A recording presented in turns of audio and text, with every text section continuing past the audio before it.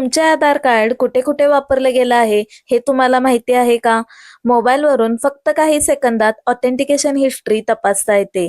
यावरून तुमचे आधार कार्ड कधी, कुठे आणि कोणत्या कामासाठी वापरलं गेलं आहे हे तुम्ही पाहू शकता. गुगलमध्ये माय आधार टाईप करा आणि जी समोर येते UIDAI ची अधिकृत वेबसाईट आहे त्याच्यावरती क्लिक करा.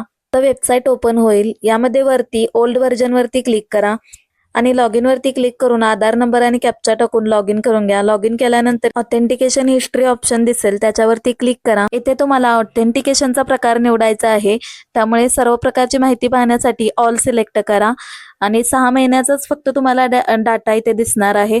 तारीख सिलेक्ट करा आणि फेच डिटेल्स वरती क्लिक करा. त्यानंतर इथे तुम्हाला सर्व डिटेल्स दिसणार आहेत.